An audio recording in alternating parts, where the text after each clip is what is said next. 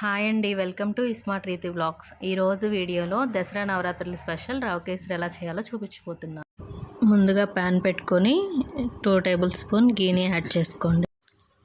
గీ కరిగిన తర్వాత 2 table spoon జీడిపప్పు పలుకుల్ని యాడ్ చేసుకోండి. జీడిపప్పు కాస్త వేగిన తర్వాత 2 టేబుల్ స్పూన్ కిస్మిస్ని యాడ్ చేసుకోండి. ఇలా డ్రై ఫ్రూట్స్ అనేవి ఒక అరకప్పు దాకా తీసుకొని దూరగా ఎంచుకొని ఇలా కప్లోకి తీసుకోండి. ఇప్పుడు అదే నేతిలో 1 కప్పు బొంబాయి రవ్వ వేసుకొని ఈ బొంబాయి రవ్వని కనీసం 5 నుంచి 10 నిమిషాలు వేయించుకోండి. రవ్వని ఇలా మంచిగా వేయించుకున్న తర్వాత తీసి పక్కన పెట్టుకోండి.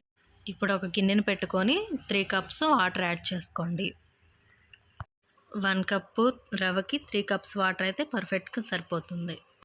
దీనిలోనే ఒక పించ్ ఫుడ్ కలర్ని యాడ్ చేసుకోండి. ఫుడ్ కలర్ పూర్తిగా మీ ఆప్షన్ అండి. కలర్ వేయటం వల్ల మన రవ కేసరికి మంచి కలర్ యాడ్ అవుతుంది. వాటర్లోనే 1 టేబుల్ స్పూన్ ఇలాచీ పౌడర్ యాడ్ చేసుకోండి.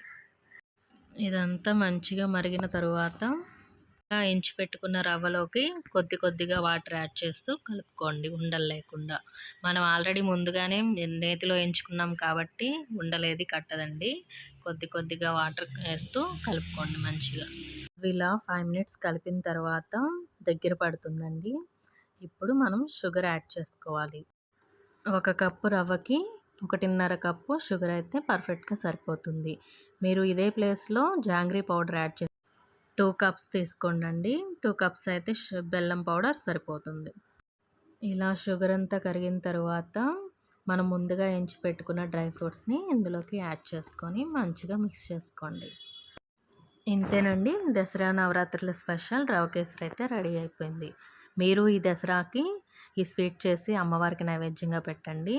మీకు ఈ రవ కేసరి ఎలా కుదిరిందో నా కామెంట్ సెక్షన్లో చెప్పండి. మీకు ఈ వీడియో నచ్చుంటే please like, share and subscribe అండి. Thank you.